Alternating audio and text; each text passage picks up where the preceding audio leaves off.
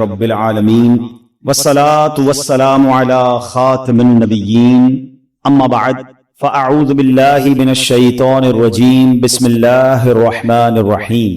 پڑھیے الصلاة والسلام علیک یا رسول اللہ وعلی آلک واصحابک یا حبیب اللہ. الصلاة والسلام علیک یا نبی اللہ وعلی آلک واصحابک یا نور اللہ. درود پاک پڑھنے کے بے شمار فضائل و برکات ہیں. بہت ساری احادیث اور واقعات فضائل درود میں ملتے ہیں. آج انشاءاللہ ہم ایک بڑی خوبصورت حدیث پاک درود پاک کی فضیلت کے بارے میں سنیں گے. سرکار دو عالم صلی اللہ تعالی علیہ وسلم کا فرمان عالی شان ہے: من صلی علیہ صلاۃ واحدۃ صلی اللہ علیہ عشرہ. جس نے مجھ پر ایک بار درود پاک پڑھا رب کریم اس پر اپنی 10 رحمتیں نازل فرماتا ہے. ومن صلی علیہ عشرا صلی اللہ علیہ مئۃ. جو مجھ پر 10 بار درود پاک پڑھے اللہ کریم اس پر اپنی 100 رحمتیں نازل فرماتا ہے. ومن صلی علیہ مئۃ صلی اللہ علیہ الفا. جو مجھ پر 100 بار درود پاک پڑھے اللہ اس پر 1000 رحمتیں نازل فرماتا ہے. Look at the beautiful multiplication. ایک درود پاک 10 رحمتیں, 10 درود پاک 100 رحمتیں, 100 درود پاک 1000 رحمتیں, ملٹیپلائی بائی 10 رحمتیں ہوتی جا رہی ہیں. ہم سب چاہتے ہیں سیکیور رہیں, سیف رہیں, بزنس پہ جائیں تو وہاں رحمت ہو, گھر والے پیچھے خیر سے رہیں. حالات بھی ایسے ہیں کہ ہم چاہ رہے ہوتے ہیں کہ سب چیزیں سیف اینڈ سیکیور رہیں, تو رحمت الہی جس پر برستی رہے گی کیسے انشاءاللہ وہ سیف رہے گا, کتنی برکتیں ملیں گی. تو the more you want to get the رحمت of اللہ سبحانہ و تعالی, the more you recite درود پاک, جتنی رحمتیں چاہیے آپ اتنا درود پاک پڑھتے جائیں, ملٹیپلیکیشن ہوتی جائے گی. مگر اس حدیث کا جو اگلا پارٹ ہے وہ اور خوبصورت ہے. اللہ کے حبیب علیہ الصلوۃ والسلام فرماتے ومن صلی علیہ الفا. جو مجھ پر 1000 بار درود پاک پڑھے زاحمت کتفہ کتفی علی باب الجنہ. آقا فرماتے ہیں جنت کے دروازے پر اس کا کاندھا میرے کاندھے سے چھو رہا ہوگا. یعنی ہم سب کی تمنا تو یہ ہے کہ پیارے آقا علیہ الصلوۃ والسلام کے پیچھے پیچھے جنت میں چلے جائیں, یہی ہمارے لیے بہت بڑی بات ہے. مگر کاندھے سے کاندھا کس کا ٹچ ہوتا ہے؟ امام صاحب اعلان کرتے ہیں نا, کاندھے سے کاندھا ملا لیں, صفے درست کر لیں. It means very next to me, بالکل جو میرے برابر میں ہوتا ہے نا, میرا کاندھا تو اس سے ٹچ ہوتا ہے. تو آقا کیا فرما رہے ہیں صلی اللہ تعالی علیہ وسلم, 1000 بار درود پاک پڑھنے والے کا ڈور آف ہیون, جنت کے دروازے پر میرا کاندھا اس کے کاندھے سے چھو رہا ہوگا. کتنا کمال کا وظیفہ ہے. تو پلیز اپنی زندگی میں درود پاک کو شامل کیجئے. بہت سارے لوگ ملتے ہیں کہتے ہیں کوئی وظیفہ بتا دیں, کوئی سولوشن بتا دیں, کوئی اچھا سا وظیفہ بتا دیں. سچی بات بتا کیا ہے؟ ہر درد کی دوا ہے صلی علی محمد. ہر درد کی دوا ہے صلی علی محمد. تعویذ ہر بلا ہے صلی علی محمد. اللہ کرے کہ ہم اس کو انڈرسٹینڈ کرنے والے بن جائیں اور ہماری زبان درود پاک سے تر رہے. آئیے مل کر محبت کے ساتھ بآواز بلند درود پاک پڑھ لیں. صلو علی الحبیب صلی اللہ تعالی علی محمد صلی اللہ علیہ وسلم. آج جو ہمارا موضوع ہے وہ بڑا کمال کا موضوع ہے اور ویری امپورٹنٹ ٹاپک ہے. اور لیکن اس ٹاپک کی طرف جانے سے پہلے میں one of the historical personality of Islam, یعنی اسلام کی تاریخ کی ایک ایسی عظیم شخصیت کا میں نے ذکر کرنا ہے. پھر ہمیں اس سے انشاءاللہ سیکھنا بھی ہے. اور وہ شخصیت ہیں کہ سرکار دو عالم علیہ الصلوۃ والسلام کے بعد کائنات میں سب سے بڑا مرتبہ اگر کسی کا ہے تو وہ ان کا ہے. وہ کون ہے؟ وہ حضرت ابراہیم علیہ نبینا علیہ الصلوۃ والسلام. ٹھیک ہے نا, کبھی کبھی تھوڑی سی کنفیوژن ہو جاتی ہے کہ افضل البشر بعد الانبیاء وہ کون ہے؟ حضرت ابوبکر صدیق رضی اللہ تعالیٰ عنہ. تو یاد رکھیے وہ انبیاء کے بعد افضل ہیں, لیکن اگر انبیاء کو بھی شامل کر لیا جائے تو پوری یونیورس میں, پوری کائنات میں اللہ کے حبیب جناب رسول اللہ صلی اللہ تعالی علیہ وسلم کے بعد جو دوسرے نمبر پر شخصیت آتی ہے جن کا مرتبہ سب سے بڑا ہے وہ حضرت ابراہیم علیہ نبینا علیہ الصلوۃ والسلام. حضرت ابراہیم کی ایک اور خوبصورت, بہت ساری انشاءاللہ باتیں سنیں گے ان کے بارے میں, مگر آپ جو ہے نا یہ وہ ہستی ہیں کہ چاروں آسمانی مذاہب میں آپ کا ادب ہے. اچھا ابراہیم جو آپ کا نام ہے اس کی وجہ تو بتاتا ہوں, لیکن آپ ابو الانبیاء بھی کہلاتے ہیں, یعنی آپ کے بعد جتنے نبی ہوئے وہ سب آپ کی اولاد سے ہوئے, اس لیے آپ انبیاء کے والد بھی کہلاتے ہیں. اچھا آپ کا نام جو ابراہیم ہے نا, آپ کے والد کا نام تارخ تھا, اور ابراہیم ایکچولی سریانی زبان کا لفظ ہے, اور اس کے معنی ہے ابو الرحیم یعنی مہربان باپ. چونکہ آپ بچوں پر بہت مہربان تھے، مہمان نوازی آپ کی بڑی مشہور تھی، اس لیے آپ کو ابراہیم کہا جاتا ہے. بعض لوگوں نے کہا کہ ابراہیم اصل میں ابرام تھا جس کے معنی ہے بزرگ. چونکہ آپ بہت سے انبیاء کرام کے والد ہیں اور سارے دینوں میں آپ کی عزت ہے، حتیٰ کہ مشرکین عرب بھی آپ کی عظمت کرتے تھے، عزت کرتے تھے، اس لیے آپ کا نام ابراہیم ہوا. اچھا، آپ کا ایک بڑا پیارا لقب ہے ابو الضیفان یعنی مہمان نواز، بہت مہمان نواز. آپ کے بارے میں آتا ہے کہ آپ کا گھر سڑک کے کنارے پر تھا، جو بھی گزرتا آپ اس کو گھر لے آتے اور اس کی مہمان نوازی فرماتے. بلکہ مہمان نوازی کی ابتدا جو ہے وہ حضرت ابراہیم علیہ نبینا علیہ الصلوۃ والسلام نے کی ہے. اچھا، پھر اسی طرح آپ کے بہت سارے زندگی میں ایسے ایسے واقعات ہوئے کہ جس کے بارے میں انشاءاللہ جب ہم سنیں گے تو ایمان تازہ ہو جائے گا. یاد رہے کہ کعبے کی تعمیر جو ہے وہ بھی حضرت ابراہیم علیہ نبینا علیہ الصلوۃ والسلام نے کی، اور اپنے بیٹے کے ساتھ مل کر کی، حضرت اسماعیل علیہ نبینا علیہ الصلوۃ والسلام کے ساتھ. یہ جو مقام ابراہیم ہے نا، یہ ایک ایسا معجزہ ہے. آپ کو پتا ہے مقام ابراہیم کو ٹائم کتنا ہو گیا ہے؟ علماء کہتے ہیں اپروکسیمیٹلی 5000 سال سے زیادہ عرصہ ہو چکا ہے.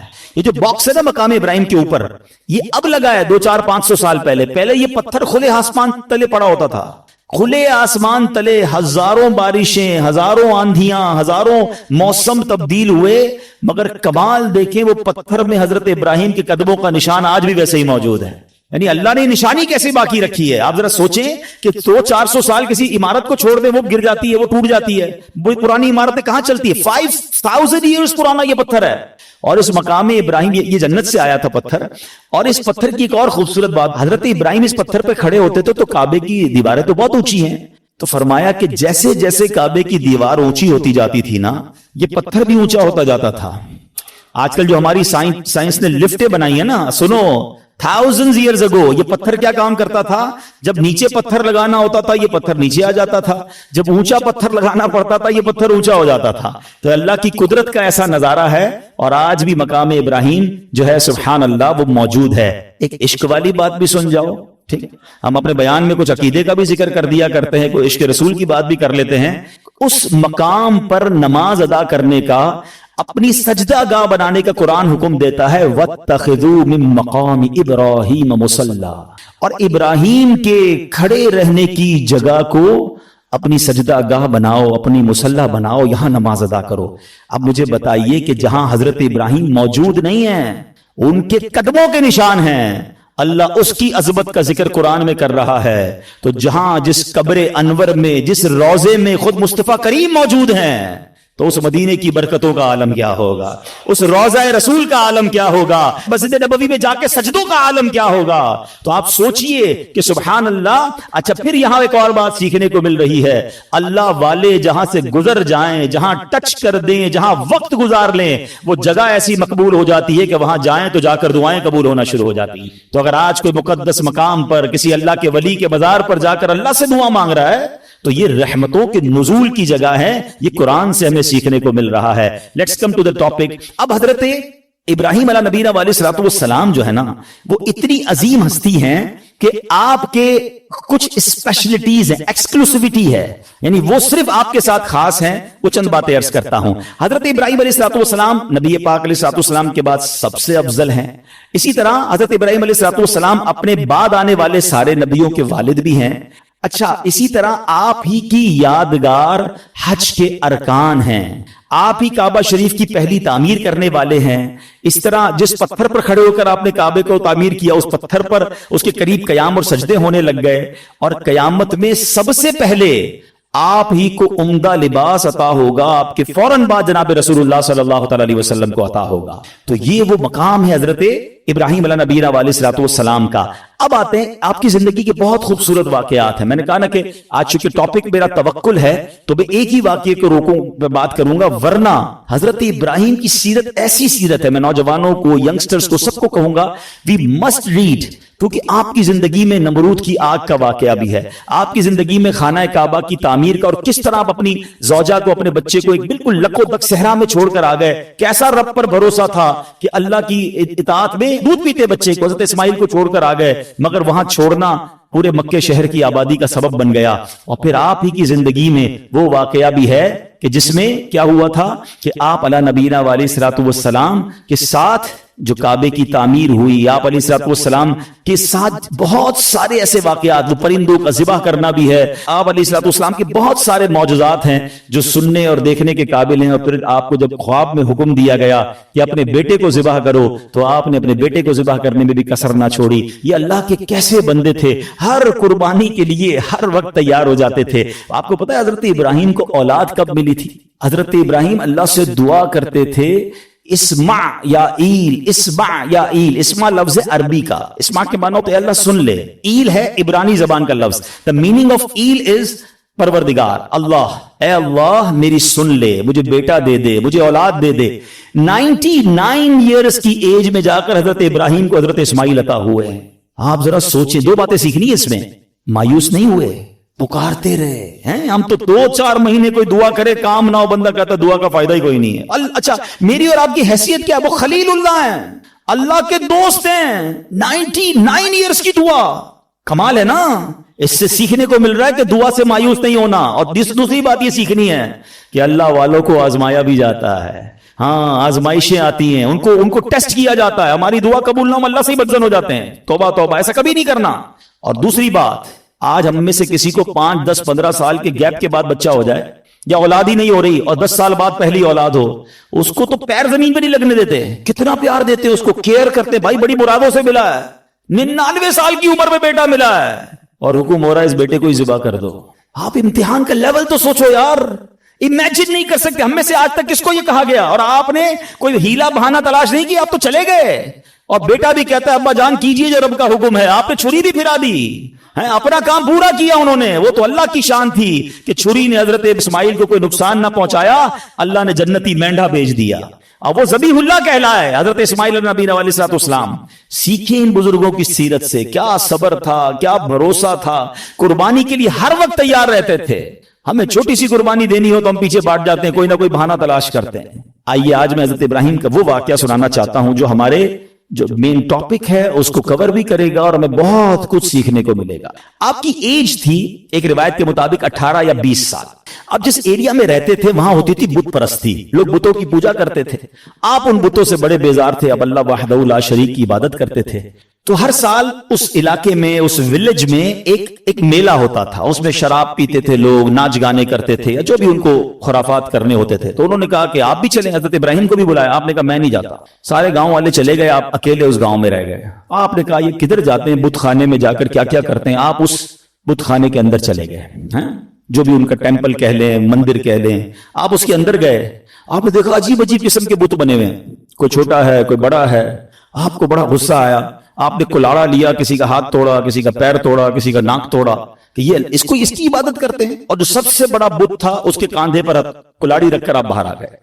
جب وہ سارے لوگ شرابیں پی کر عیاشیاں کر کر واپس آئے تو جب اپنے ٹیمپل کے اندر گئے تو حیران ہو گئے کہ یہ بتوں کو کس نے توڑ دیا، ہمارے خداؤں کو کس نے ہاتھ پیر توڑ دیے.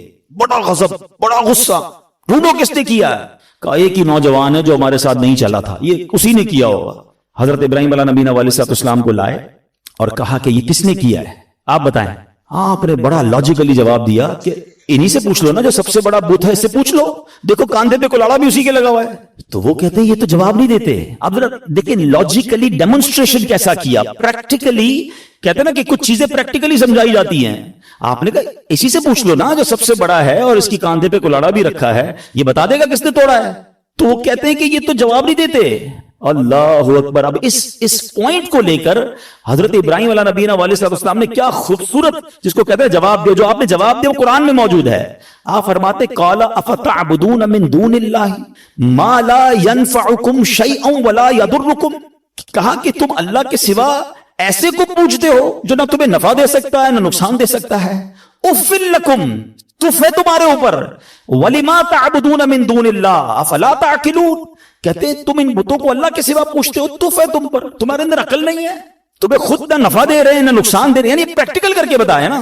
مگر کہتے ہیں کہ جس کی آنکھوں پر پردہ پڑ جائے نا اس کو آپ ایگزامپل بھی دے دیں، دلیل بھی دے دیں. آج بھی ایسے لوگ موجود ہیں، قرآن سے نکال کے دکھا دو، حدیث سے بتا دو، اس کو لاجیکلی سمجھا دو. جس کو نہیں ماننا میں نہ مانوں، اس کو نہیں ماننا. تو یہ شروع سے معاملہ ہے کہ کچھ لوگ نہیں مانتے. تو بہرحال اب اتنا زبردست ڈیمونسٹریشن تھا، ہونا کیا چاہیے تھا، توبہ کر لیتے کہ یار بات تو صحیح کر رہے ہیں، یہ بت اپنے آپ کو توڑ پھوڑ سے نہیں بچا سکے، ہمیں کیا بچائیں گے. مگر اینڈ آف دا ڈے کیا ہوا، ان ظالموں نے کیا کہا کہ اب ان کو پکڑ کر ان کو جلا دو. قرآن میں یہ الفاظ موجود ہیں، حرقوہ وانصروا آلہتکم ان کنتم فاعلین، ان کو جلا دو اور اپنے خداؤں کی مدد کرو اگر تمہیں کرنا ہے. اب ان ظالموں نے حضرت ابراہیم علیہ نبینا علیہ الصلوۃ والسلام کو پکڑ لیا، ان کو گرفتار کیا، اور اب پلان کیا تھا کہ اب آگ میں ڈالنا ہے. اچھا وہ کوئی چھوٹی موٹی آگ نہیں تھی، ایک بندے کو جلانے کے لیے بہت تھوڑی سی آگ بھی کافی تھی. انہوں نے دنیا کی ہائیسٹ فائر ایسٹنگوش کی اتنی بڑی آگ لگائی کہ وہ ایریا نو فلائنگ زون بن گیا، پرندہ بھی اوپر سے نہیں گزر سکتا تھا، پرندہ گر جاتا تھا آگ کے اندر، اتنی خطرناک آگ. ٹھیک ہے، اچھا جب آگ لگ گئی تو ہوا کیا، آسمان اور زمین کی تمام مخلوقات نے اللہ کی بارگاہ میں عرض کرنا شروع کر دی کہ اے خداون تیرے خلیل آگ میں ڈالے جا رہے ہیں، اے اللہ ان کے سوا دنیا میں تیرا کوئی نام لینے والا نہیں ہے، عبادت تیری یہی کرتے ہیں، اللہ تمہیں اجازت دے کہ ہم ان کی مدد کریں. تو اللہ کریم نے کیا جواب ارشاد فرمایا کہ وہ میرے خلیل ہیں، میں ان کا معبود ہوں، اگر ابراہیم تم سے مدد طلب کریں تو کرو ان کی مدد. اب حضرت ابراہیم علیہ نبی علیہ السلام جو ہیں ان کے پاس ایک پانی کا فرشتہ آیا، کہتا حضور بس آرڈر کر دیں، اجازت دیں، ابھی بارش برساتا ہوں، بند ہو جائے گی. اب فرماتے ہیں مجھے تمہاری مدد کی ضرورت نہیں ہے، میرا رب دیکھ رہا ہے، اگر وہ چاہے گا تو میری مدد کر دے گا، باقی مجھے تمہاری مدد کی حاجت نہیں ہے. اچھا اب کیا ہوا، ہوا کا فرشتہ آیا، کہتا ہے بس آرڈر کریں، ابھی ہوا چلے گی، یہ ساری آگ بجھ جائے گی، مجھے تمہاری مدد کی ضرورت نہیں ہے، میرا رب دیکھ رہا ہے، اگر وہ چاہے گا تو مدد کر دے گا. اچھا اب فرشتوں کو تو منع کر دیا، اب یہ فرماتے مجھ کو میرا اللہ کافی ہے، وہی بہترین کارساز ہے، جب چاہے گا میری مدد فرمائے گا، اس کی مرضی ہے، میں اس میں راضی ہوں. اچھا اب جب آگ میں ڈالا جانے لگا نا تو اب حضرت جبریل آئے، کہتے حضور اللہ سے تو عرض کر دیں، آپ ہماری مدد نہیں لے رہے، آپ اپنے رب سے تو کہیں نا کہ وہ آپ کی مدد کرے. آئے ہائے جواب سنو حضرت ابراہیم کا، لیول آف یقین دیکھو. آپ فرماتے میرے حال کو وہ خوب جانتا ہے، وہ دیکھ رہا ہے نا، اسے معلوم ہے میں کس تکلیف میں ہوں، میں راضی ہوں، اگر اس نے مدد کرنی ہوگی تو وہ مدد کر دے گا. پنجابی شاعر نے ایک بہت خوبصورت شعر کہا ہے، اور یہ ایکچولی اس پورے واقعے کو بڑے خوبصورت انداز میں ڈیفائن کرتا ہے کہ جے سونا میرے دکھ وچ راضی، جے سونا میرے دکھ وچ راضی، میں سکھ نو چلے پاوا ہو. کہتے مجھے کیا کرنا ہے سکھ کا، اگر میرا رب میرے دکھ میں راضی ہے نا تو میں بھی اسی پہ راضی ہوں. یہ وہ لیول ہے جو اللہ والوں کو نصیب ہوتا ہے. آپ ان کے پاس اتھارٹی تھی، ایسا نہیں تھا بے بس تھے، آپ کو باندھ دیا گیا تھا، آپ کو آگ میں ڈالا جانا تھا، ان کے پاس اتھارٹی تھی، فرشتے آ رہے تھے، مگر آپ کہتے ہیں مجھے نہیں مدد کی ضرورت تمہاری ہے، رب دیکھ رہا ہے نا، وہ کر دے گا مدد. اچھا ایج کیا ہے، 18 to 20 years، یہ کوئی بہت بڑی ایج نہیں تھی. اس ینگ ایج میں آپ کا لیول آف توکل اور لیول آف ٹرسٹ آن اللہ سبحانہ و تعالیٰ کیا تھا. اور اب کیا ہوا، اب آپ کو آگ میں پھینک دیا گیا. اچھا آپ آگ میں جو گئے تھے نا، آپ نے ایک دعا پڑھی تھی، لا الہ الا انت سبحانک لک الحمد ولک الملک لا شریک لک. اور جب آپ آگ کے شعلوں میں داخل ہوئے تو اب اللہ کریم کی طرف سے آگ کو آرڈر کیا دیا گیا. آپ نے نہیں مانگا، مگر رب کی طرف سے کیا آرڈر دیا گیا وہ بھی قرآن میں موجود ہے. اللہ فرماتا ہے قلنا یا نار کونی بردا وسلاما علی ابراہیم. رب فرماتا ہے ہم نے فرمایا اے آگ ہو جا ٹھنڈی اور سلامتی ابراہیم پر. علماء نے اس کی بھی تفسیر بیان کی کہ اگر اللہ کی طرف سے صرف یہ حکم ہوتا نا ٹھنڈی ہو جا تو حضرت ابراہیم کو ٹھنڈ لگنا شروع ہو جاتی، اتنی ٹھنڈی ہو جاتی. ہائے ہائے اللہ نے انتظام بھی فرمایا تو کیسا فرمایا، ٹھنڈی بھی ہو جا سلامتی والی بھی ہو جا. اچھا آگ بجھی نہیں تھی، یہ بھی یاد رکھیے گا، آگ موجود تھی. ایسا نہیں ہوا کہ حضرت ابراہیم آگ میں گئے اور آگ بجھ گئی، چیپٹر کلوز. نہیں، آگ جل رہی ہے، حضرت ابراہیم اندر ہے اس آگ میں. کتنی دیر رہی ہے پتا ہے آپ کو؟ کچھ سمجھتے ہیں 1 منٹ 2 منٹ 5 منٹ کے بعد باہر آ گئے. علماء فرماتے ہیں، مفسرین کہتے ہیں، بعض تفسیروں میں لکھا 7 days، 7 دن آگ کے اندر رہے. ایک تفسیر میں ہے 40 دن اور ایک تفسیر میں 50 days آگ میں رہے. یعنی وہ کافر جو باہر کھڑے تھے وہ تو سمجھے چیپٹر کلوز ہو گیا ہے، مگر جب آپ باہر آتے ہیں آپ کا بال بھی بھیکا نہیں ہوتا ہے. آگ کا کام چلانا ہے، مگر رب چاہے تو وہ آگ ہی حفاظت کرنے والی بن جاتی ہے. ہم اصل میں اسباب پر نظر رکھ رہے ہیں کہ یار یہ ہو جائے گا تو یہ ہو جائے گا، یہ ہو جائے گا تو یہ نقصان ہو جائے گا. یہ میں اور آپ سمجھ رہے ہیں، میرا رب چاہے تو وہ آگ کو گلزار بنا سکتا ہے. اس پورے واقعے پر شعراء نے بڑی کمال کی شاعری کی ہے. ایک بڑا کمال کا شعر ہے. اصل میں اس واقعے سے بہت ساری باتیں سیکھنے کو ملیں گی. ایک بات سیکھنے کو پتہ کیا مل رہی ہے؟ ہر چیز لاجک پر نہیں ہوتی ہے, ہر چیز عقل پر فیصلے نہیں کرنے ہوتے. ہمارے پاس کیلکولیٹر ہے نا, ہم زندگی کے بہت سارے فیصلے کیلکولیٹر پر کرتے ہیں. بعض اوقات لوگ زکات دیتے نا, کہتے ہیں یار 10 کروڑ روپے ہیں, 25 لاکھ روپے زکات نکل جائے گی. اوئے ہوئے, یہ تو پیسے کم ہو جائیں گے, 9 کروڑ 75 لاکھ رہ جائیں گے. کیلکولیٹر کیا بتا رہا ہے؟ پیسے کم ہو جائیں گے. ایک میرا آپ کا کیلکولیٹر ہے, ایک رحمت کا کیلکولیٹر ہے. رحمت کا کیلکولیٹر کہتا ہے 2 اللہ کی راہ میں یہ بڑھیں گے. عقل کہتی کیسے بڑھیں گے بھائی؟ میں اگر اپنے جیب میں پیسے دے دوں گا اللہ کی راہ میں تو کمی ہوں گے نا. لاجک یہ کہتی ہے, رحمت کچھ اور کہتی ہے. ہر چیز عقل سے نہیں ہوتی ہے. کیا خوبصورت شعر ہے, بے خطر کود پڑا آتش نمرود میں عشق. یہ چھلانگ جو ہے نا عقل نے نہیں لگائی تھی, عشق نے لگائی تھی. عقل تو کہہ رہی تھی جل جائیں گے, عشق کہتا ہے کود جاؤ, رب کا حکم ہے نا, رب کی رضا ہے. بے خطر کود پڑا آتش نمرود میں عشق. عقل تھی محو تماشائے لبے بام. ابھی عقل تو ابھی سوچ رہی تھی, عشق نے اپنا کام کر دیا. پنجابی کا ایک شعر ہے, عشق دے چلے ہی نمبر لے گئے. ہاں, عشق دے چلے ہی نمبر لے گئے, عقل مندہ ایویں ہی عمرہ گالیاں. ہاں, بعض اوقات عشق والے بہت آگے بڑھ جاتے ہیں. اور شاعر مشرق نے کیا لکھا, کیا کمال کی بات. یقین کرے یہ شعر جو ہے نا, کاش یہ بات سمجھ آ جائے. ہمیں بعض اوقات لگتا ہے مسئلہ حل نہیں ہو رہا, پرابلم سالو نہیں ہو رہی, بڑی مشکل ہے. ایک ہی ریکوائرمنٹ ہے. شاعر مشرق لکھتے ہیں, اگر آج بھی ہو ابراہیم سا ایمان پیدا. کیا کنڈیشن ہے؟ لیول آف ایمان اگر وہ ہو جائے نا, توکل, ٹرسٹ, اگر آج بھی ہو ابراہیم سا ایمان پیدا, آگ کر سکتی ہے انداز گلستان پیدا. آج بھی آگ گلزار بنے گی, آج بھی آپ کی پرابلم سالو ہوگی. بس ایمان وہ چاہیے, لیول وہ چاہیے جو حضرت ابراہیم علیہ نبینا علیہ الصلوۃ والسلام کو عطا کیا گیا. تو اس واقعے سے اللہ کی رضا پر راضی رہنا, مشکلوں پر صبر کرنا اور امتحان پر اپنے آپ کو اسٹیڈ فاسٹ رکھنا, یہ ہمیں قرآن سکھا رہا ہے. اور اے میرے پیارے اسلامی بھائیوں, آج کل ہمارا بہت بڑا مسئلہ کہ ٹرسٹ ڈیفیسٹ ہے. ہمیں دنیا والوں پر بھروسہ ہے, ہمیں رب پر بھروسہ نہیں ہے. ہم سب پر بھروسہ کرتے ہیں, ہم رب پر بھروسہ نہیں کرتے. ہماری جو ہے نا اللہ سے دوستی کمزور ہو گئی ہے. ہمیں لگتا ہے نہیں یار یہ مسئلہ کیسے, جب تک یہ بندہ نہیں ملے گا نا, جب تک یہ فون نہیں کرے گا, جب تک اس سے میرا کانٹیکٹ ڈیولپ نہیں ہوگا, میرا کاروبار ہی نہیں بڑھے گا, میرا مسئلہ ہی حل نہیں ہوگا. یہ ہماری بھول ہے. میں آپ کو کچھ انشاءاللہ حدیثیں سناتا ہوں, پھر اس ٹاپک پہ مزید بات کرتے ہیں کہ اللہ کے حبیب علیہ الصلوۃ والسلام کیا فرماتے ہیں. اللہ کے نبی علیہ الصلوۃ والسلام فرماتے ہیں, یہ جو یہ توکل ہے نا, اس کے بارے میں آپ فرماتے ہیں کہ اگر تم ایسا توکل کرو کہ جیسا توکل کرنے کا حق ہے, تو اللہ کریم تمہیں ایسے عطا فرمائے گا جیسے پرندوں کو روزی عطا فرماتا ہے. اب یہ اتنے سارے پرندے ہیں, ان کی روزی کا انتظام کیا؟ اتنا کمال کا یہ اسٹڈی اگر آپ کریں, اور حدیث میں آیا نا کہ اللہ ایسے روزی دے گا جیسے پرندوں کو دیتا ہے. کبھی بھی آپ کے گھر میں بھی کوئی پرندہ ہو, آپ نے اس کے گھونسلے میں دیکھا کوئی چھوٹی سی اس نے کبٹ بنائی ہوئی ہو اور 2-4 دن کا چارہ جمع کیا ہو؟ کسی پرندے کے پاس دیکھا ہے؟ نہیں. اس کا مطلب یہ ہوا کہ 800 ارب پرندے اپروکسیمیٹلی ڈیلی صبح گھر سے نکلتے ہیں, اپنے درختوں سے اڑتے ہیں, اور جب شام واپس آتے ہیں ان سب کو اللہ پاک روزی دے چکا ہوتا ہے. توکل کا لیول دیکھیں نا, توکل ہے نا, ان کو کل کا جمع ہی نہیں کر رہا.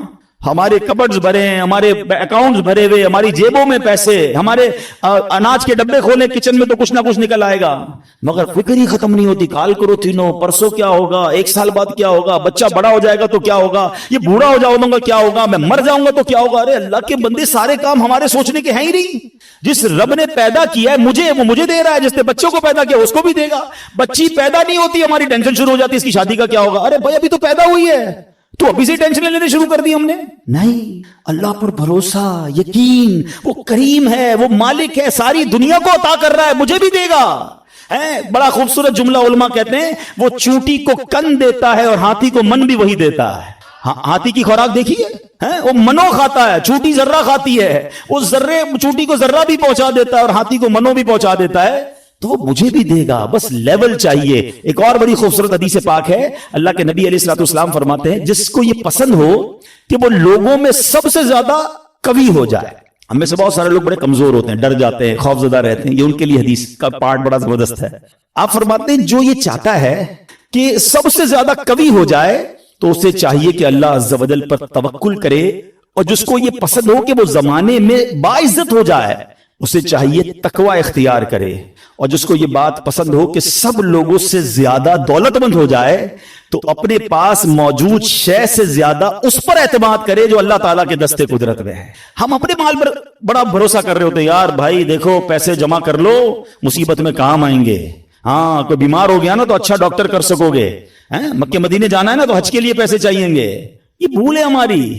مجھے بتائیے، آپ کے پاس کروڑوں روپے ہیں، آپ دنیا کا بیسٹ ڈاکٹر ہائر کر لیں، بیسٹ ہاسپٹل میں چلے جائیں، اللہ نے شفا نہیں دینی تو نہیں دینی۔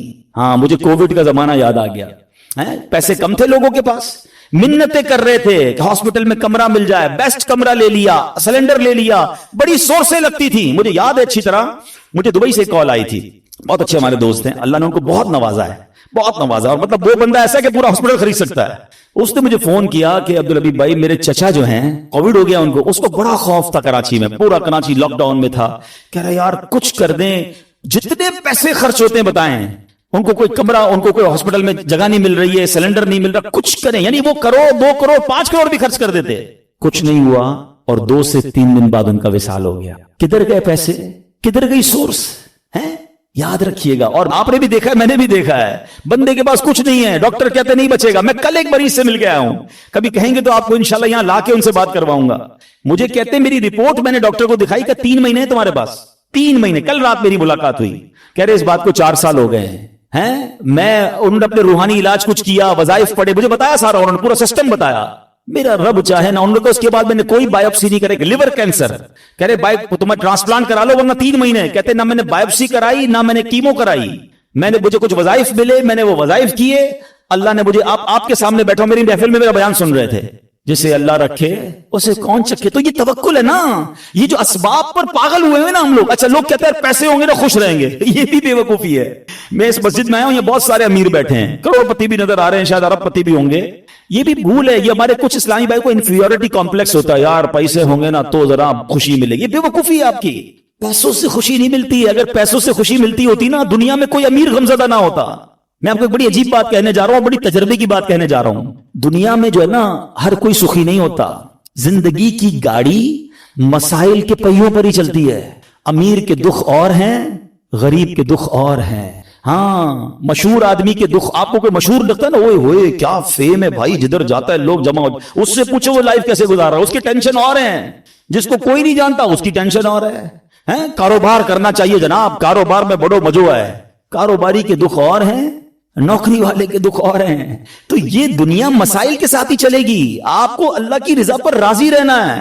آپ دوسروں کی مسکراہٹ دیکھ کر سمجھتے یہ سب سے زیادہ خوش ہے، کبھی بیٹھو اس سے اس کے دکھ پوچھو، پریشان ہو جاؤ گے۔ ہمارا تو کام ہی یہی ہے نا، آپ یقین کریں، کبھی کبھی کسی کے گھر جاتے ہیں نا، بڑا بنگلہ، وہ بڑا 15 کروڑ کی گاڑیاں کھڑی ہیں، باہر گارڈ کھڑے ہیں، بندہ بولے بھائی کمال عیش کی زندگی ہے، ڈرائنگ روم میں لے جا کے بولتا حاجی صاحب آپ سے ایک کام ہے، اور کان میں آ کے جب اپنا مسئلہ بتاتا ہے نا، بندہ بولے یار اس سے زیادہ تو میں سکھی ہوں یار، اتنی بڑی ٹینشن میں بیچارہ۔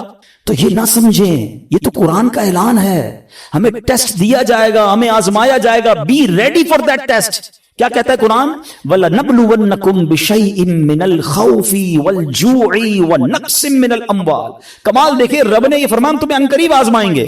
اچھا یہ نہیں کہا کہ آزمائیں گے کسی بھی چیز سے، لسٹ بھی دے دی ہے، کوسچن پیپر ڈکلیئر ہے، وَلَنَبْلُوَنَّكُمْ بِشَيْءٍ مِّنَ الْخَوْفِ، تمہیں خوف آئے گا، کبھی دشمن کا خوف آتا ہے، کبھی بدنامی کا خوف آتا ہے، کبھی لگتا ہے یار یہ چیز خراب ہو جائے گی، والجوع، تمہیں بھوک لگے گی، تمہارے پیسے کم ہو جائیں گے، غربت آ جائے گی، پھر کیا فرمایا؟ نقص من الاموال، تمہارے مال کم ہو جائیں گے، شپمنٹ خراب ہو جائے گی، کوئی مال لوگے وہ مال بیکار ہو جائے گا، آپ کا آرڈر خراب ہو جائے گا، ہوتا ہے کاروبار میں۔ پھر کیا فرمایا؟ انفسی والثمرات، تمہاری باڈی میں پرابلم آئے گی، چلتے چلتے بیماری آ جاتی ہے، بندہ کہتا ہے یار کچھ سب چیزیں سیٹ تھی، یہ کیا ہو گیا، یہ کیا نکلا ہے ٹیسٹ کے اندر، یہ تو ہونا تھا۔ پھر کیا فرمایا؟ ثمرات، تمہارے پھل خراب ہو سکتے ہیں۔ کیا خوبصورت قرآن نے پہلے سے بتا دیا ہے، مگر اس ٹیسٹ میں جو پاس ہوگا، کیا فرمایا؟ وَبَشِّرِ الصَّابِرِينَ، خوشخبری صبر والوں کے لیے، be ready for that test. اور اس ٹیسٹ سے جب آپ گزر جاؤ گے نا، پھر کیا فرمایا؟ الَّذِينَ إِذَا أَصَابَتْهُمْ مُصِيبَةٌ قَالُوا إِنَّا لِلَّهِ وَإِنَّا إِلَيْهِ رَاجِعُونَ، جب ان پر کوئی مصیبت آتی ہے تو کہتے ہیں اللہ ہی کا مال ہے، اللہ ہی کی طرف لوٹ جانا ہے۔ تو اللہ کرے کہ ہمارا یہ مائنڈ سیٹ بن جائے کہ جب ہمارے اوپر کوئی، ہمیں جیسے پتہ چلنے یار لاس ہو رہا ہے، دشمن سامنے آ گیا ہے، کوئی باڈی میں پرابلم آ رہی ہے، کوئی ٹینشن آ رئی ہے، تو الارم بج جائے، میرا ٹیسٹ شروع ہو گیا ہے۔ میں نے وبشر الصابرین کا مجدہ لینا ہے، ان اللہ مع الصابرین کا انعام لینا ہے. میرا یہ ٹیسٹ ٹائم آ گیا ہے، اب مجھے ثابت قدم رہنا ہے، اب مجھے شکوہ نہیں کرنا ہے، اللہ کی رضا پر راضی رہنا ہے. یقین جانو جس دن آپ نے یہ ٹیسٹ پراپر پاس کر لیا، اس کے بعد ایسی خوشخبری ملنی ہے کہ آپ کی عقل حیران ہو جانی ہے. بس ہمیں اللہ پر بھروسہ رکھنا ہے، اللہ پر یقین رکھنا ہے، اور وہ رب کیسے عطا فرماتا ہے. سبحان اللہ. ایک اور ایمان افروز واقعہ سنیں، پھر میں آپ کو ایک کمال کی آیت سناؤں گا. ہوا کیا، ایک بزرگ تھے حضرت حاتم اسم، بہت بڑا نام ہے، ٹھیک ہے. ان کا توکل بہت کمال کا تھا. ایک رات اپنے رفقا سے، اپنے دوستوں سے بات کر رہے تھے تو حج کا ذکر نکل آیا، تو ان کے دل میں بھی حرمین طیبین جانے کی تڑپ بڑھ گئی. تو گھر تشریف لائے اور اہل خانہ سے کہتے ہیں اگر مجھے اجازت دو تو میں حرمین طیبین چلا جاؤں. تو بیوی بچوں نے کہا کہ ہمارے پاس تو پیسے ہی نہیں ہیں، فاقے چل رہے ہیں، اور آپ مکہ مدینے جانے کی بات کر رہے ہیں، اور آپ چلے گئے تو ہمارا پیچھے کیا حال ہوگا. بھروسہ اللہ پر نہیں ہے، اسباب پر، چیزوں پر. تو وہ ایک چھوٹی بچی تھی، وہ کیا کہتی ہے اگر تم لوگ اجازت دے دو تمہارا کیا جائے گا، یہ جہاں جانا چاہتے جانے دو، یہ رزق دینے والے تھوڑی ہیں. کہتے یہ رازق تھوڑی ہیں، رزق ملنے کا وسیلہ ہیں. جب گھر کے دیگر افراد نے بچی کا توکل دیکھا تو کہتے بچی ٹھیک تو کہہ رہی ہے، اللہ کے گھر ہی جا رہے ہیں، آپ چلے جائیں. حضرت کو اجازت دے دی گھر والوں نے، آپ حج پر روانہ ہو گئے. آپ صبح ہوئی تو آپ کے جیسی حج کی خبر پھیلی تو آپ کے پڑوسی آ گئے، کہیے آپ نے کیا کیا. اس بچی کو برا بھلا کہنے لگے کہ آپ کو اجازت بھی دینی چاہیے تھی، آپ کے ابو چلے گئے، آپ کے کھانے پینے کے مسائل ہیں. اچھا پہلے ایسا تو نہیں تھا کہ 15-20 دن 40 دن کا حج تھا، کئی مہینوں کا ٹریول ہوتا تھا، جاتے تھے آتے تھے، آلموسٹ 4 to 6 month، ہو سکتا ہے سال کا سفر ہو. تو اب بچی کو یہ کہنے لگے کہ تمہیں اجازت نہیں دینی چاہیے تھی. آئے ہائے، جب اس بچی نے یہ سنا نا تو آسمان کی طرف سر اٹھایا اور کہنے لگی کہ اے میرے مالک، اب مجھے ان لوگوں کے سامنے رسوا نہ کرنا، تیرے بھروسے میں نے کہا تھا، اب تو نے رسوا نہیں کرنا. اچھا ہوا یہ کہ اس شہر کا جو حاکم تھا، جو سمجھ لیں بادشاہ تھا یا گورنر کہہ لیں، وہ شہر کے گشت پر نکلا اور ٹریول کرتے کرتے اسے پیاس لگی. تو اسی حضرت حاتم اسم کے گھر کے دروازے پر آ کر دروازہ بجایا جاتا ہے، کیا گورنر صاحب آئے ہیں، ذرا پانی پلا دیں، پیاس لگی ہے. ان کی زوجہ کہتی یا اللہ، ہم وہ لوگ ہیں جن کے اپنے کھانے پینے کے پرابلمز ہیں اور ہمارے دروازے پر شہر کا حاکم آ کر پانی مانگ رہا ہے. اے اللہ تیری قدرت. پانی پلایا تو کسی پڑوسی نے آ کر کہا کہ یہ بڑے غریب لوگ ہیں اور ان کے والد صاحب حج میں چلے گئے ہیں، حضرت حاتم اسم ہیں، اور ان کے گھر میں تو فاقے چل رہے ہیں. تو بادشاہ نے کہا کہ انہوں نے ہم پر مہربانی کی، ہمیں پانی پلایا، ان کو ایسے خالی ہاتھ تو نہیں چھوڑنا چاہیے. اس نے اپنے جو پیٹی باندھتے تھے اس زمانے میں، اپنی پیٹی اتاری اور ان کے گھر میں ڈال دی، اور اپنے سارے سپاہیوں سے کہا سب اپنی اپنی پیٹی ڈال دو. سب نے پیٹی کھولی اور ڈال دی. بعد میں وہ پیٹی کے بدلے پیسے آئے اور وہ مالدار ہو گئے، اتنے پیسے ہو گئے سبحان اللہ. اب کیا ہوا، جب یہ سب کچھ آ گیا تو اب وہ بچی زاروں کے تار رونے لگی. لوگ کہنے لگے اب تو مسئلہ حل ہو گیا، اللہ نے تمہارا بھروسہ تھا، اللہ نے اتنی مہربانی کی، اتنے پیسے گھر میں آ گئے. تو بچی کے جملے سنیے گا. وہ کہتی ہے کہ میں تو اس لیے رو رہی ہوں کہ ہم نے کل رات بھوک کے عالم میں گزاری، جب مخلوق نے ہمارے حال پر نظر عنایت کی تو فقر و غربت سے ہمیں غنی کر دیا، فقر و فاقہ ختم، we are now rich. وہ کہتی جب اللہ کریم ہمارے حال پر نظر فرمائے گا تو لمحہ بھر کے لیے بھی ہمیں کسی کا محتاج نہ رہنے دے گا. پھر بچی نے بارگاہ خداوندی میں دعا مانگی، اے اللہ ہمارے والد پر نظر رحمت فرما اور ان کے لیے آسانی فرما دے، وہ تیری راہ میں روانہ ہوئے ہیں. کیا کمال کی بچی ہے. اور جب اس بچی نے یہ دعا کی تو پھر ہوا کیا سبحان اللہ کہ دوسری طرف سیدنا حاتم اسم جب حج کے قافلے کے لیے روانہ ہوئے تو راستے میں امیر قافلہ شدید بیمار ہو گیا. لوگوں نے اس کے لیے ڈاکٹر کو تلاش کیا تو ڈاکٹر نہیں ملا. امیر قافلہ نے پوچھا کوئی ہمارے ساتھ نیک بندہ ہے، اللہ کا کوئی نیک بندہ؟ لوگوں نے کہا ہاں ہمارے ساتھ تو حضرت حاتم اسم ہے. امیر کے پاس آپ گئے، امیر کے لیے دعا کی، اسی وقت اللہ پاک نے وہ تکلیف امیر کی دور کر دی. تو امیر نے حکم دیا کہ ان کے لیے کھانے پینے اور سواری کا انتظام کر دیا جائے. آپ رحمت اللہ تعالی علیہ اپنے بچوں کے لیے پریشان تھے جن کو پیچھے چھوڑ کر آئے ہیں. اسی حالت میں آپ کی آنکھ لگ گئی. خواب میں کسی نے کہا حاتم جو ہمارے ساتھ اپنا معاملہ درست کر لیتا ہے ہم بھی اس کے ساتھ اپنا معاملہ درست کر لیتے ہیں. آپ کو اہل و عیال کے ساتھ جو پیچھے مدد ہوئی نا وہ بھی خواب میں بتا دیا گیا. حج کے بعد جب واپس تشریف لائے تو بچی گلے لگ کر رونے لگی. اس موقع پر وہاں موجود بچوں نے بڑوں سے کہا اللہ پاک اس کی طرف نظر نہیں فرماتا جو عمر کے اعتبار سے بڑا ہو، بلکہ اس کی نظر رحمت تو اس کی طرف متوجہ ہوتی ہے جو اللہ کریم کی زیادہ پہچان رکھتا ہے، زیادہ معرفت رکھتا ہے. تو اے میرے پیارے اسلامی بھائی بھائیوں یاد رکھیے اللہ پر بھروسہ ہو تو بگڑے کام سنور جاتے ہیں. یہ آج کل لوگ جو حرام کام کی طرف جا رہے ہیں نا, کوئی سود کا کام کر رہا ہے, کوئی رشوت کا کام کر رہا ہے, کوئی جناب کہتا ہے نہیں یار جھوٹ بولے بغیر کاروبار کیسے ہوگا, یہ ایکچولی پرابلم یہ توکل کی کمی ہے. آج حرام روزی کا جو بازار گرم ہے نا, اچھا پتا سب کو ہے کہ میں جھوٹ بول رہا ہوں, پتا ہے میں ملاوٹ کر رہا ہوں, پتا ہے میں دھوکہ دے کر پیسے کما رہا ہوں, لیکن جب اس سے پوچھو کیوں کر رہے ہو تو یار کیا کریں, گھر کا خرچہ کیسے چلے گا, مارکیٹ میں سارے ہی جھوٹ بولتے ہیں, میں نہیں بولوں گا تو میرا مال کیسے بکے گا. مجھے بتائیے پھر توکل کدھر گیا, پھر بھروسہ کدھر گیا؟ یعنی آپ یہ سمجھتے کہ غلط کر کر ہی پیسے ملیں گے, یہ بھول ہے ہماری. یاد رکھیے حرام روزی کے قریب بھی نہ جائیں, یہ وہ غلطی ہے جو ہمارے یہاں بہت بڑی تعداد میں لوگ کر رہے ہیں. آپ یقین کریں, آپ اللہ پر بھروسہ رکھیں اور ایک نیت کر لیں آج کچھ بھی ہو جائے میں حرام روزی کے قریب بھی نہیں جاؤں گا.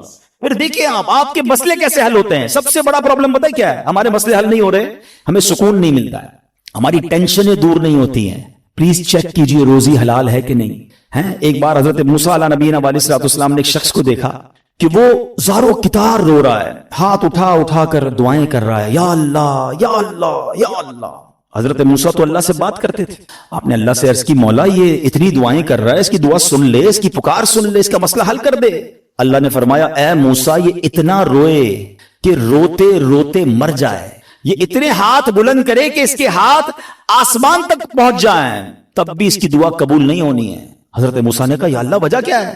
فرمایا یہ حرام کھاتا ہے, حرام پہنتا ہے اور اس کے گھر میں حرام مال ہے. خدا را اس سے نکل آئیے, ہمت کیجئے, ایک بار آپ بھروسہ کیجئے اللہ پر.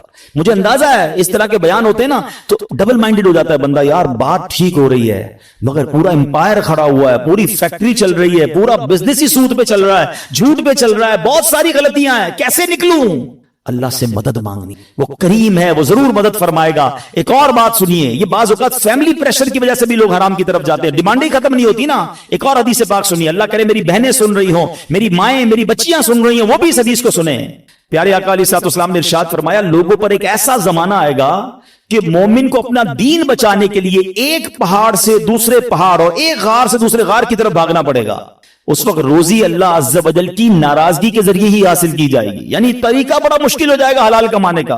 پھر جب ایسا زمانہ آئے گا تو آدمی اپنے بیوی بچوں کے ہاتھوں ہلاک ہوگا. اچھا بیوی بچے نہیں ہوں گے تو والدین کے ہاتھوں ہلاک ہوگا, اگر والدین نہ ہوئے تو رشتہ داروں اور پڑوسیوں کے ہاتھوں ہلاک ہوگا. صحابہ کرام نے عرض کی حضور وہ کیسے, یعنی بندہ اپنے بیوی بچوں پڑوسیوں ماں باپ کے ہاتھوں کیسے ہلاک ہوگا؟ اب سنیے, اللہ کے حبیب علیہ السلام فرماتے ہیں وہ اسے اس کی تنگ دستی پر آر دلائیں گے, اس کی غربت پر اسے شرم دلائیں گے, اور تو اپنے آپ کو ہلاکت میں ڈالنے والے کاموں میں مصروف کر دے گا اور انہی کے ہاتھوں ہلاک ہوگا. یہی کہتے ہیں نا گھر والے, تم نے کمایا ہی کیا, ابھی تک موٹر سائیکل پر ہو, ابھی تک جناب تم نے گھر کا فرنیچر چینج نہیں کیا, شادی ہو رہی ہے تم نے سونے کا زیور نہیں بنایا. گھر والوں کا پریشر, دوستوں کا پریشر, پڑوسیوں کے تانے. ایک وقت آئے گا کہ بندہ حرام کاموں کی طرف جائے گا اور پھر اللہ کو ناراض کرے گا اور انہی کے ہاتھوں ہلاک ہو جائے گا. یہاں میں آپ سب کو ایک بات عرض کرنا چاہتا ہوں, پلیز ایک بات یاد کر لو, پیسہ زیادہ ہونا کمال نہیں ہے, اچھا مال ہونا کمال ہے. ہمیں ہوتا پتہ کیا ہے کہ آپ بعض اوقات کسی امیر کو دیکھتے ہیں, آپ کو لگتا ہے یار اتنی گاڑیاں اتنے بنگلے, جناب مزے میں تو یہ ہے, برکت اس میں ہے. نہیں, ایک جملہ آج یاد کر لیں, سب یاد کر لیں, برکت کوانٹٹی میں نہیں ہے, برکت کوالٹی میں ہے. کسی کے پاس اربوں روپے ہیں, حرام کے ہیں, سکون نہیں ہے, سو نہیں پا رہا, بچے بیمار, نافرمان, گناہگار, وہ پیسے کس کام کے ہیں؟ اور کسی کے پاس تھوڑے ہیں مگر حلال کے ہیں, سکون کی نیند آتی ہے, بڑی بیماری سے اللہ نے بچایا, بچے اور فیملی نیکوکار ہیں. بتاؤ کون زیادہ سکون میں, کون برکت والا ہے؟ پلیز حلال کی طرف توجہ رکھیں. ہمارا سب کا ایک ہی مسئلہ ہے کہ اگر ہماری دعائیں قبول ہونا شروع ہو جائیں ہمارے سارے مسئلے حل ہو جائیں گے. تو دعائیں کیسے قبول ہوں گی؟ ایک سوال کیا گیا پیارے آقا علیہ السلام کی بارگاہ میں, حضور, اور سوال کرنے والے عشرہ مبشرہ میں سے صحابی ہیں, حضرت سعد بن ابی وقاص رضی اللہ تعالیٰ عنہ. کوسچن کتنا پیارا ہے, کہتے حضور میں مستجاب الدعوات بننا چاہتا ہوں. مستجاب الدعوات کس کو کہتے ہیں؟ جو دعا مانگے وہ دعا قبول ہو جائے. کون کون بننا چاہتا ہے ہم میں سے؟ آئے ہائے, بس آپ اس کی خوبصورتی سمجھیں. اگر میں اور آپ مستجاب الدعوات بن گئے, سارے پرابلم سالو نا, whatever problem and calamity come towards me, میں دعا کروں گا ختم ہو جائے گی. ایسا ہی ہے نا. اب نبی پاک علیہ السلام نے اس بیوٹیفل کوسچن کا آنسر کوئی بہت بڑا نہیں دیا. اللہ کے نبی علیہ السلام نے ون لائنر آنسر دیا. آقا نے فرمایا اے سعد اپنی غذا پاکیزہ کر لو تو مستجاب الدعوات بن جاؤ گے. ہائے ہائے واٹ اے بیوٹیفل وے. بس ہمارا نوالا پاکیزہ ہو, ہمارا رزق پاکیزہ ہو. چھوڑ دو ملٹیپلیکیشن کو, یار وہ آگے بڑھ گیا, میرا تو پھر 2000 گز کا بنگلہ کیسے بنے گا, تو V8 کدھر سے لوں گا, تو جناب اتنا ٹریول کیسے ہوگا, یہ سب چھوڑ دیں آپ ہمت رکھیے. اور میں آپ کو ایک اور جملہ آج بتا دیتا ہوں, جس شخص نے حرام کو چھوڑا ہے نا, وہ نیچے نہیں گیا ہے. دوبارہ شروع میں نے کیا کہا تھا, ایک میرا اور آپ کا کیلکولیٹر ہے, ایک رحمت کا کیلکولیٹر ہے. آپ مجھے ایک بات کا جواب دیں. میں نے کئی بار یہ واقعہ بیان کیا, چلو میں اس کو شارٹ کر دیتا ہوں. ایک مبلغ کو ایک بندہ ملا اور کہتا ہے جناب میں آپ کا بیان سنا اور مجھے ذہن بن گیا حرام چھوڑنے کا. یورپ کی بات ہے. وہ کہتے ہیں میرے سٹور پہ شراب بکتی ہے, اور بھی سامان بیچتا ہوں, لیکن شراب بھی بیچتا ہوں. میں شراب بیچنا چھوڑوں گا, پیسے ہی پورے نہیں ہوں گے, کرایہ ہی نہیں نکلے گا, بچوں کا کیا ہوگا. تو اس مبلغ نے اس بندے کو یہ کہا, جو میں آپ سب کو اور میرے ویورز کو بھی کہنا چاہتا ہوں, کہ یار ایک بات بتاؤ, تم حرام کما رہے ہو؟ کہتا ہے ہاں. اللہ دے رہا ہے, روزی مل رہی ہے؟ کہا مل رہی ہے. تم حلال کماؤ گے تو کیا وہ روزی بند کر دے گا؟ مجھے بتائیں نا, رزق دینے والا کون ہے, رازق کون ہے؟ میں اللہ کی نافرمانی کروں وہ دے رہا ہے, اور مجھے ڈر یہ ہے کہ میں اس کو راضی کروں گا اور وہ بند کر دے گا. یا تو روزی دینے والا کوئی اور ہوتا تو سمجھ آتی بات کہ بھائی عبادت اللہ کی کروں گا, وہ بندہ ناراض ہو جائے گا. جب روزی دینے والا رب ہے, میرا ایمان ہے, عقیدہ ہے, اس کا مطلب یا تو وہ ایمان کمزور ہے, اور اگر وہ توکل مل گیا تو یہ ڈیفینیٹلی ہوگا کہ آپ اللہ کی ناراضی چھوڑے, آپ کو اندازہ نہیں ہوگا کہاں سے روزی آنا شروع ہو جائے گی. ہوا کیا پتہ سنیں, یہ میں آپ کو پریکٹیکل واقعہ بتا رہا ہوں. 1 یا 1.5 سال بعد اسی مبلغ کی اسی نوجوان سے پھر یورپ میں ملاقات ہوئی. وہ نوجوان ڈھونڈتا ہوا آیا, کہتا ہے میں یاد ہوں آپ کو؟ کہتے یار کچھ یاد تو آ رہا ہے, آپ سے ملاقات ہوئی تھی. کہا میں وہی ہوں جس نے آپ سے وعدہ کیا تھا میں شراب نہیں بیچوں گا. آپ نے کہا تھا کہ اللہ تمہاری روزی میں برکت دے گا, ایسا ہی ہوا ہے, میں نے شراب بیچنا چھوڑ دی, پتہ نہیں کدھر سے روزی آ رہی ہے, اللہ نے برکت ڈال دی ہے. یہ ایک ٹیسٹ ہوتا ہے, یہ ایک پلان آپ کو پہلے لگے گا نہیں ہوگا, اور بعض اوقات کچھ دنوں تک آزمایا بھی جائے گا. آپ بولیں یار مولانا صاحب نے کہا تھا کہ بھائی حرام چھوڑ دو, پیسے زیادہ ہو جائیں گے, میں تو روز کی رشوت 10,000 روپے لیتا تھا, میں نے چھوڑ دی, آج تو 11,000 روپے نہیں آئے. ایسا نہیں ہوگا, کچھ دن آزمایا جائے گا. ہو سکتا ہے اللہ تھوڑی میں ہی تمہیں سکون عطا کر دے, تمہیں برکت ڈال دے, یا پھر تمہیں اپنے غیب کے خزانوں سے عطا فرمائے. اب میں آخر ایک آیت اس بیان کو اینڈ کرتے ہوئے, ایک ایسی آیت ہے ایسا دلاسا دیتی ہے, اور اتنی پریکٹیکل قرآن کی آیت ہے. یقین کریں جب پھنس جاؤ نا, اس آیت کو اللہ کرے آپ یاد کر لیں. میں ریفرنس دے دیتا ہوں, آپ ایسا کریں کہ ریفرنس نوٹ کر لیں, اپنے موبائل میں نوٹ کر لیں, پھر خود قرآن پاک سے نکال لیجئے گا. ون آف مائی فیوریٹ آیت آف قرآن پاک. آئے ہائے ہائے, کیا دلاسا دیتی ہے. پارہ نمبر 28 ہے, سورہ الطلاق ہے, آیت نمبر 2 اور 3. ٹھیک ہے, یہ آیت آپ اس کو یاد کر لو, اس کا ترجمہ یاد کر لو, جب بھی ٹینشن میں ہو نا آپ یہ آیت دہرا لو. اب آیت سنیں کیا ہے. پورا فارمولہ اللہ نے قرآن میں دے دیا ہے. اللہ فرماتا ہے وَمَن يَتَّقِ اللَّهَ يَجْعَلْ لَهُ مَخْرَجًا, جو اللہ سے ڈرے اللہ اس کے لیے نجات کا راستہ نکالے گا, اس کو ایگزٹ ڈور ملے گا. پھر کیا فرمایا, وَيَرْزُقْهُ مِنْ حَيْثُ لَا يَحْتَسِبْ, اللہ ادھر سے روزی دے گا جدھر تمہارا گمان بھی نہیں ہوگا. اچھا اب اس کو تھوڑا پریکٹیکلی کرتے ہیں. ٹھیک ہے, یہ سفید داڑھی والے بزرگ بیٹھے ہیں, مور دین 50 ایئرز جتنے بیٹھے ہیں نا, میں نے کبھی آپ سے بات نہیں کی ہوگی اس موضوع پر, مگر آج میں بہت عجیب سا دعویٰ کرنے جا رہا ہوں. جتنے یا 50 سال سے بڑی عمر کے بیٹھے یا 45 سے پلس ہے نا, اب میں جو جملہ کہنے جا رہا ہوں آپ سب سے پوچھ لیجئے گا. آپ کی زندگی میں ایک بار کم از کم, اس سے زیادہ بھی ہو سکتا ہے, ایک بار ایسا ضرور ہوا ہوگا کہ آپ کو لگا ہوگا یار بس اب ختم, پھنس گئے بھائی, بڑا معاملہ آ گیا ہے, اب نہیں نکل سکتا, ادھر سے نکلوں گا کیسے. اور آپ ایسے نکلے ہوگے کہ آج جب آپ سوچتے تو آپ حیران ہیں, یار میں اس پرابلم سے نکلا کیسے. کیلکولیٹر کہتا تھا قرضہ بہت ہو گیا ہے, نقصان بڑا ہو گیا ہے, پیسے پھنس گئے کہیں, کوئی پیسوں کا معاملہ ہوا ہوگا, کوئی بیماری کا معاملہ ہوا ہوگا, کوئی فیملی پرابلم ہوا ہوگا, مگر آج سوچتا ہوں تو حیران ہو جاتا ہوں. ایسا ہوا ہے سب کے, کئی لوگوں کے سر ہل رہے ہیں. اس کا مطلب کیا ہے, جو اللہ سے ڈرے اللہ اس کے لیے نجات کا راستہ نکالتا. وَيَرْزُقْهُ مِنْ حَيْثُ لَا يَحْتَسِبْ, اللہ ادھر سے روزی دیتا ہے جدھر تمہارا گمان بھی نہیں ہوتا. جو لوگ اس بھروسے سے ہٹ جاتے نا, دیکھیں واٹ از دا کانسیکوینسز, اگر ہم توکل کو چھوڑتے تو اس کا پتہ ہے پرابلم کیا ہوتا ہے. میں نے میرے بیان کا ٹاپک آج ہم نے اسی لیے رکھا توکل ضروری کیوں ہے. آج ڈپریشن بڑھ رہا ہے, آج سوسائڈز بڑھ رہے ہیں, آج لوگ جناب اللہ سے مایوسی کی باتیں کر رہے ہیں. کیوں؟ توکل ختم ہو گیا. توکل ایکچولی اینٹی ڈپریشن ہے. اگر آپ بھروسہ اللہ پر کر لینا, دنیا کی کوئی بھی چیز سامنے آ جائے. ہمیں کسی نے آگ میں نہیں ڈالا, حضرت ابراہیم کو تو آگ میں ڈالا نا. ایسے بہت سارے بدر کا واقعہ ہم نے سنا. 313 لوگوں کو کیا تھا جذبہ, توکل تھا کہ اللہ کے نبی ساتھ ہیں, ہم راضی ہیں, اور اللہ نے فرشتے بھیج دیے. تو ایکچولی یہ ڈپریشن سے نکلنا ہے، سوسائڈ کے خیال دماغ میں نہ آئے، تو ہمیں اسٹرانگلی اللہ پر بلیو کرنا ہوگا. یہ آیت بتا رہی ہے وَيَرْزُقُهُ مِنْ حَيْثُ لَا يَحْتَسِبُ، اللہ ادھر سے روزی دے گا ادھر تمہارا گمان بھی نہیں ہوگا. پھر اللہ آگے کیا فرماتا ہے وَمَن يَتَوَكَّلْ عَلَى اللَّهِ فَهُوَ حَسْبُهُ، جو اللہ پر بھروسہ کرے اللہ اس کے لیے کافی ہے. Actually this is the message of Quran. اللہ پر بھروسہ نہیں ہے تو آپ پریشان ہی رہیں گے، اور اللہ پر بھروسہ کر لیں پھر دیکھیں آپ کیسے نکلتے ہیں. ہم دنیا والوں کو اپنی پرابلمز بتاتے ہیں. میں آج آخر میں آپ کو ایک بات بتانا چاہتا ہوں، نہ بتایا کرو دنیا والوں کو اپنے مسائل.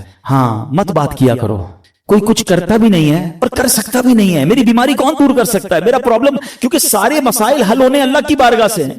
دنیا والوں سے ہم بات کرتے ہیں نا، لوگ انجوائے کرتے ہیں، لوگ ہماری بات پر مزے لے رہے ہوتے ہیں. ہمارے سامنے نہیں کہتے، ہمارے بعد لوگوں کو بتاتے ہیں آیا تھا میرے پاس، اس کا فلاں مسئلہ ہے، اس کا فلاں پرابلم ہے، ہاں بڑی بڑی باتیں کرتا ہے یہ والے پرابلم میں. یعنی ہماری پرابلم سے دنیا والے انجوائے کر رہے ہوتے ہیں. کیوں بتاتے ہو دنیا والوں کو بھائی؟ کسی کا احسان کیوں اٹھائیں، کسی کو حالات کیوں بتائیں؟ تم ہی سے مانگیں گے تم ہی دو گے، تمہارے در سے ہی لو لگی ہے. وہ شاعر کہتے ہیں نا دنیا والے تو درد دیتے ہیں، دنیا والے تو درد دیتے ہیں،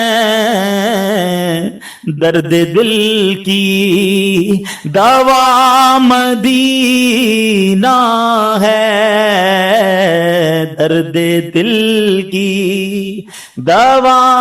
اور کیوں ہو مایوس اے مریضوں تم، کیوں ہو مایوس اے مریضوں تم، آؤ دارو شفا مدینہ ہے. تو ہمیں اللہ اور اس کے رسول کی طرف نظر رکھنی ہے، ہم نے دنیا والوں کو نہیں بتانا ہے. تو ہمیں اللہ پر جب بھروسہ ہوگا نا، میں آپ کو مشورہ دیتا ہوں آپ اللہ سے باتیں کیا کرو. مجھے ایک بات بتائیں، کبھی رات میں ایسا ہوا ہوگا آپ کے ساتھ کہ آپ بڑے دکھی ہوں گے، ٹینشن میں نیند نہیں آئی ہوگی، بچپن میں خاص طور پہ یا جوانی میں، اور آنکھوں میں آنسو ہوں گے اور آپ اپنی والدہ کے پاس گئے ہوں گے نیند سے بیدار ہو کر، یا نیند نہیں آ رہی، اور ماں کو کہا ہوگا ماں میں بہت پریشان ہوں، پھنس گیا ہوں ماں، بیمار ہوں یا قرضے میں ہوں، واٹ ایور آپ کا پرابلم تھا. سچ بتاؤ ماں نے کیا کیا تھا؟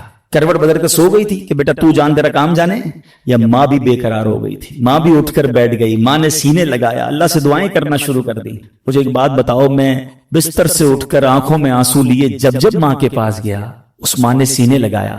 کبھی بستر سے اٹھ کر آنکھوں میں آنسو لے کر اللہ کے پاس جاؤ تو صحیح. میرا رب تو وہ ہے جس نے میری ماں کے دل میں ممتا بھی اسی نے ڈالی ہے، وہ کئی ماؤں سے زیادہ چاہنے والا ہے. ہمارا پرابلم یہ بات ہی نہیں کرتے اللہ سے، ہم سب سے بات کرتے ہیں. آپ اس کو ٹرائی کر کے دیکھ لیں، اور اللہ سے اپنی مادری زبان میں جس طرح بات کرنی ہے بات کریں نا. دنیا میں کسی بڑے آدمی، گورنر، وزیر اعظم، صدر سے بات کرنی ہو تو ٹائم نہیں ملتا، نمبر نہیں ملتا، مل جائے تو سیکرٹری بولتا ہے صاحب بہت بزی ہیں، 15 دن بعد موقع ملے گا. اچھا پھر ملاقات 5 منٹ کی ہوگی، کتنی کنڈیشن ہے یار. میں تو کہہ رہا ہوں خدا سے بات کرنی ہے، احکم الحاکمین سے بات کرنی ہے. کیسے ہوگی؟ پوچھو مولا علی سے. کہتے ہیں جب میرا جی چاہتا ہے میرا رب مجھ سے بات کرے، میں قرآن پڑھنے لگ جاتا ہوں، اور جب جی چاہتا ہے میں اللہ سے بات کروں، میں دعا کرنے لگ جاتا ہوں. کیا ٹو وے کانورزیشن ہے یار. nobody between me and اللہ سبحانہ و تعالی، no secretary, no time limit. جتنی بات کرنی ہے کرو نا. ہاتھ اٹھاؤ اکیلے میں، کبھی کبھی تہجد میں بیٹھا کرو. یہ مسجد میں بھی آ کر نا کونا پکڑ لیا کرے، کبھی کبھی فوراً چلے جاتے ہیں لوگ، اور اللہ سے باتیں کریں. اے اللہ پریشان ہوں، اے اللہ بیمار ہوں، پھنس گیا ہوں مولا، کاروبار ٹھپ ہو گیا ہے، روزی کے مسائل ہیں، بیماری کے، جو آپ کے دل میں اللہ سے بات کرو. آپ یقین کرو وہ دینے والا ہے، وہ خود فرماتا ہے ادعونی استجب لکم، مانگو میں تمہیں عطا کروں گا. جس دن اللہ پر آپ کا بھروسہ بڑھ گیا نا، آپ کو دعا کا لطف آ جائے گا. آپ اللہ سے، پتہ ہے ایک اور بڑی پیاری قرآن پاک کی آیت کا جز ہے، وہ کیا ہے؟ وَأُفَوِّضُ أَمْرِي إِلَى اللَّهِ، میں اپنے سارے کام اپنے رب کے سپرد کرتا ہوں. ہم کہتے ہیں نا یار میں آج گیا تھا بھائی فلاں جگہ، فائل جمع کرا کے آیا ہوں، مسئلہ حل ہو جائے گا، بہت بڑی شخصیت کو دے کر آیا ہوں فائل. جب آپ یہ پڑھو گے نا تو دل سے آواز آئے گی فائل جمع کرا دی اللہ کی بارگاہ. وَأُفَوِّضُ أَمْرِي إِلَى اللَّهِ إِنَّ اللَّهَ بَصِيرٌ بِالْعِبَادِ، اللہ اپنے بندوں کو دیکھ رہا ہے.